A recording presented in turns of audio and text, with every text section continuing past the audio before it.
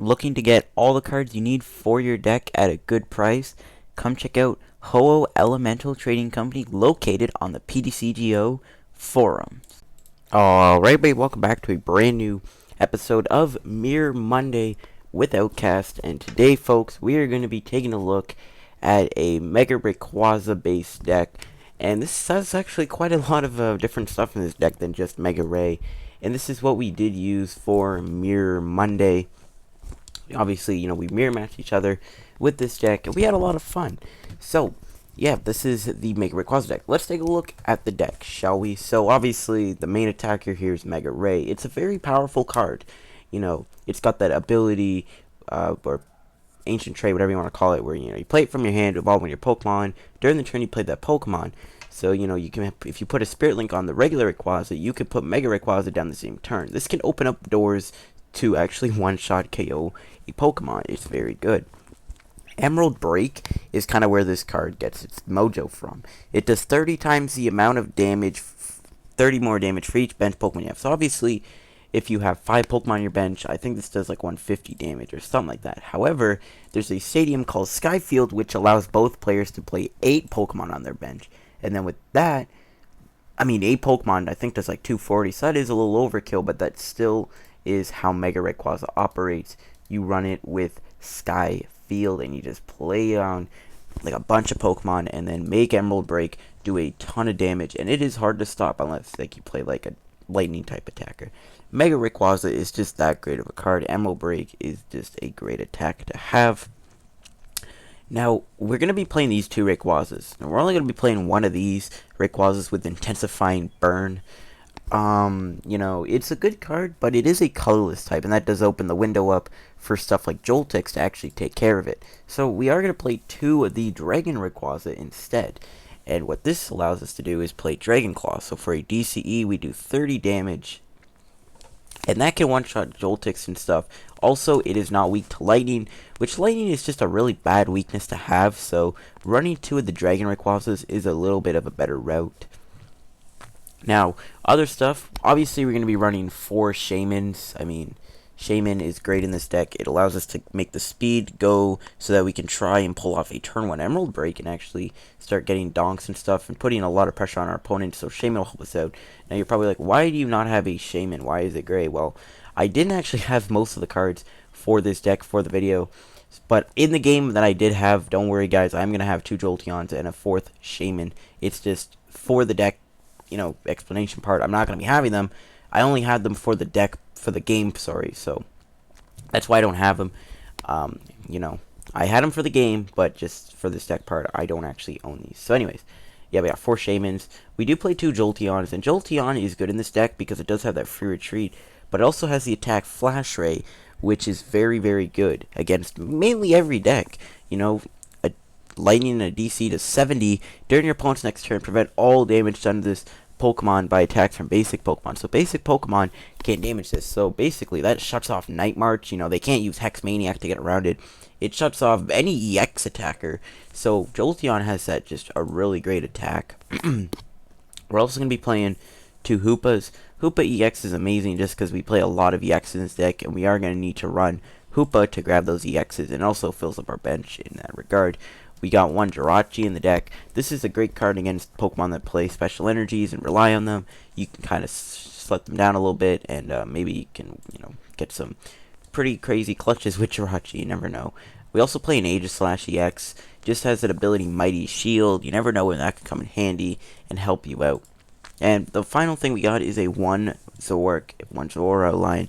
Zoroark does have that ability Stand In, which is the same thing as Russian Keldeo, but it does also have the attack Mind Jack, which for 10 damage. For a DC, you can do 10 and then 30 more damage for each of your opponent's bench Pokemon. This is relevant because with Skyfield, your opponent might actually play down like a huge bench, so Zoroark can actually start destroying your opponent too. It is pretty good in that regards. So yeah, those are all the Pokemon we play. We're going to need to play a lot of basics just for that Skyfield so that we can get a lot of Pokemon down for Emerald Break, because your opponent can always counter Stadium.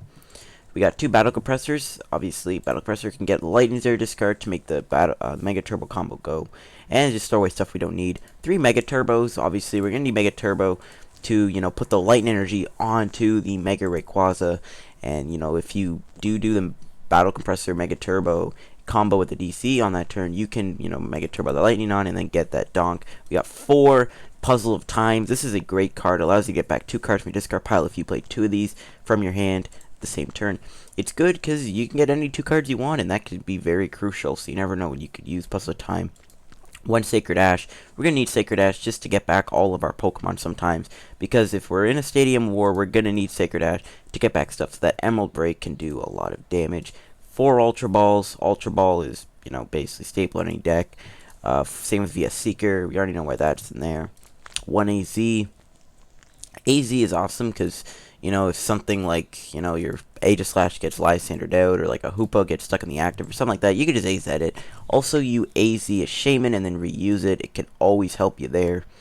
We got 1 Hex Maniac. This is great because obviously the thing is we do play DCEs, and that is our main energy, and we're going to need to use Hex Maniac sometimes to get past our opponent there if they have something like an Aegislash down. Now, the thing with Hex Maniac is we can also use it as a disruption card. Since we're not really relying on abilities in the later turns, Hex Maniac, we need to Hex Maniac our opponent, shut our opponent's abilities down, and slow them down while we Emerald Break them.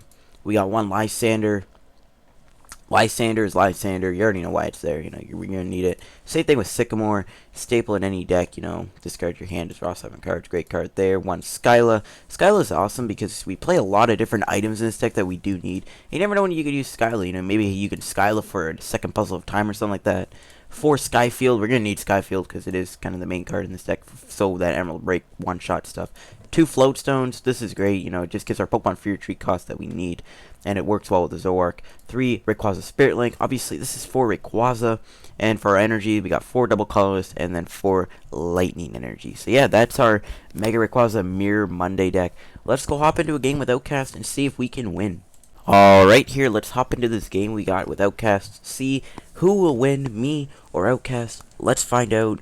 And, we actually get a mulligan here, which is not really good, but we'll have to live with it. We see my opponent's playing the Jolteon sleeves. I don't know, maybe it's because they run Jolteon. I would have went with the Mewtwo Vivid sleeves, just saying, Kappa. Anyways, okay. This hand is okay, I guess. I mean, I don't really like having 2 Mega Rays in the hand like that, but I think we can make it work. I guess the goal here, maybe we can get a turn 1 Mega Ray. It's possible. So we'll see what my opponent is going to do here. We see them starting off with that Jolteon EX, so not really a threat. Jolteon isn't really a big threat to this Mega Ray deck, even though Mega Rayquaza is weak to Lightning and Rayquaza is weak to Lightning. Thing is it only does 140 max damage because this deck does not run Muscle Bands or anything like that, so Jolteon isn't really a threat since we aren't even attacking with many basics other than our own Jolteons. So Jolteon is going to be a little useless this match. It's really going to be all about getting Mega Ray and trying to survive turns with Mega Ray and seeing if we can swarm him with it. That's basically going to be the strategy. We see that Battle Compressor getting rid of stuff. We see an Ultra Ball getting rid of AZ and another Battle Compressor. So we're probably going to see my opponent grab the Hoopa. And obviously with that Hoopa, we're going to see him grab like the Shamans, the Rayquazas, and whatnot. See if they do grab the Hoopa. And we're going to see that Hoopa play. My opponent puts a Floatstone onto Jolteon. Probably, that was a weird play. I mean, maybe they're thinning cards down for Shaman.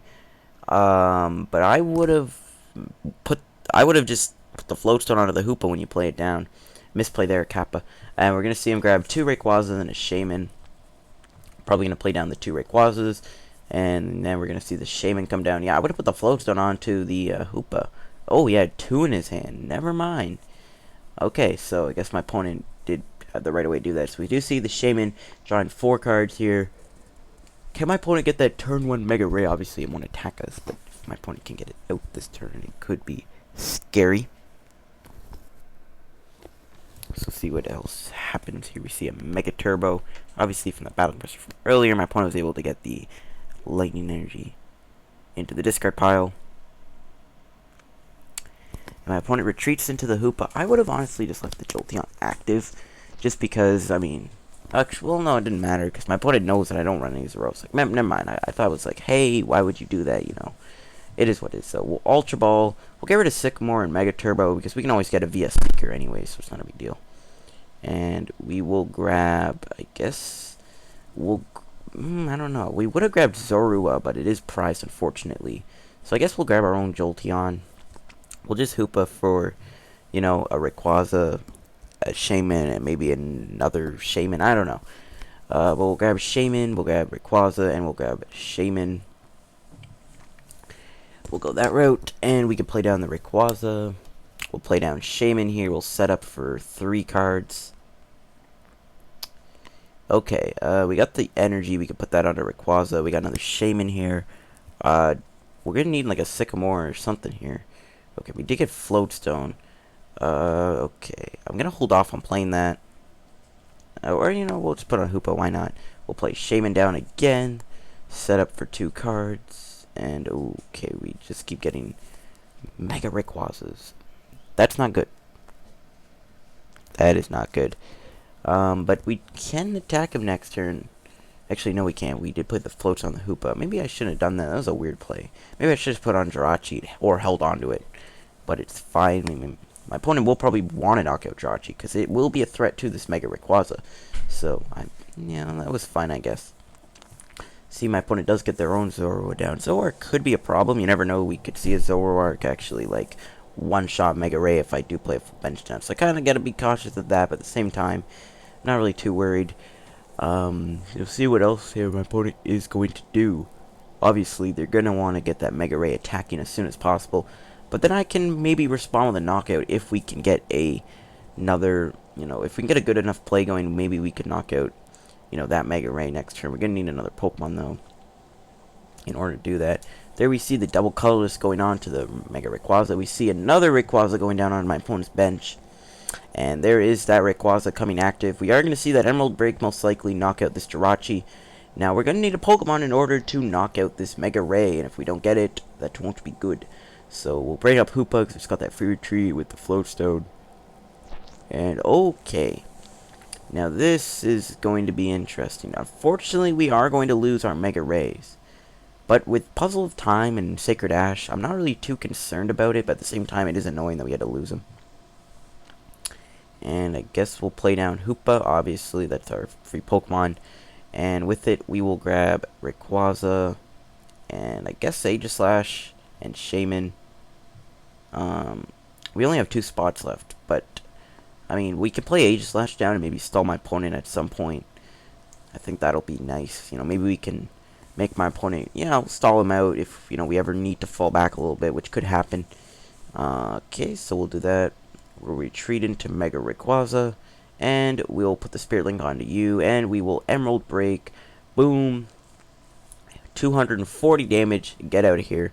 Now, the question is, can my opponent respawn with a Mega Rayquaza knockout? Because if he can, I mean, that'll be bad. We're going to need to get our Mega Rayquaza back, but we already discarded 2 of them. So, Puzzle of Time might have to be our best friend here. There we do see a Sacred Ash. I don't know how many Pokemon my opponent has in the discard pile. Only 3. So that might have been a waste of Sacred Ash on Outcast end, but it's fine, I guess. Not really a big deal. We see the Ultra Ball. Ooh, can my opponent get this knockout this turn? That is going to be the question. If he does, that will be bad. We see that Ultra Ball for the Hoopa. Don't know what my opponent's going to grab. Actually, no, they'll grab Shamans, I guess. That would be the most obvious play. See, though, what are they going to grab? We see that Scoundrel Ring. Okay, so yeah, like I said, they're probably going to grab a Shaman, maybe another Rayquaza, maybe another Jolteon, or Aegislash. So, yeah, Aegislash and Shaman. There you go. So, that's my opponent's play. Can my opponent get that Mega Turbo, though? That is the question. I mean, that's most likely going to be the case, but we'll see. So, there's that setup. Okay. And, okay, what else are we going to see here? Okay, my opponent's taking a while here, thinking, did they even get the Mega Turbo? Because if not, that is awesome, because we'll be able to make some plays here. My opponent plays a Puzzle of Time. Is the 2 Puzzle of Times the play? I don't like how you can't tell if they're playing 2 Puzzle of Times. They need to fix that. Yeah, see? Like, you know, you could have said that, like, I really hope that they fix that, where, like, you can see if they're playing 2 Puzzle of Times, because you really can't. Like, it just looks like they're playing the first effect. So they really need to fix that. But my opponent does, and he is going to manage, obviously, to get that attack. So our Mega Ray will go down, and we are going to have to get a good enough turn here to get our Sacred Ash or Mega Rayquaza back into our hand in order to make some sort of a comeback and knock this Mega Ray out. Because if we can't respond with a knockout, things could go downhill real quick. So we'll bring up our Floatstone Hoopa, why not? Kappa. And, okay. Ooh, actually, I think we have this. We did top deck a Puzzle of Time, so we aren't going to have to Skyla for it, which is actually pretty good. So we will go for the double Puzzle of Time here. And we can just grab DCE and Mega Rayquaza. And then we can Skyla for a Mega Turbo and actually just get the knockout that way. We can Skyla for Mega Turbo, because we do have a Lightning in our discard pile from the looks of it. And with that Mega Turbo, we can actually respawn the knockout. So that's actually a pretty big play on my end. We'll play down this Mega Ray. And we will go for the Skyla, grabbing that Mega Turbo if it's in the deck. It is. Okay, good. We'll grab the Mega Turbo, and we will slap that Mega Turbo onto our Mega Ray. And we will knock out my opponent's Mega Ray. And the question is can he respawn with a Mega Ray? Because if not, well, it will be Ogre for my opponent. So, boom. Smack him for 240 damage. And we'll take our 2 prizes. And we see a Skyfield. And a Mega Rayquaza Spirit Link, which we don't really need. Now, the thing is how are we going to have to win at a more conservative level? We only need 2 prizes to win. My opponent needs to take 3 prizes, which is nice. Now, the thing is could we power up a Jolteon maybe and do like a Flash Ray and knock out a Shaman on the bench? That probably will be the play. But my opponent needs to knock out this Mega Ray this turn, because if not, we may be able to win. Because anything, well, except for Mega Ray or Aegislash, sorry, on the bench. My opponent could kind of stall us there, but I think Hexmaniac's in the discard. And even if not, we can slowly get it. Jolteon, we can just set up a Flash Ray for a knockout on a Shaman. We can get Lysander. So, my opponent, like I said, has to respond somehow if he's going to want to win this match. And yeah, I mean, things could go south here for Outcast. But we will see. It's kind of my opponent's bench. Don't really need to, but it's fine. My opponent is thinking about what he's going to do. You know, really anything he brings up is kind of ripped. The only real logical source is if he fears that I have Hexmaniac on the discard. He could bring up Zorua and maybe only make me take 1 prize card. That would not be a bad play. But at the same time, Lysander is a threat. Even though we don't have a Lysander play right now, you never know. So things could be going south here for Outcast.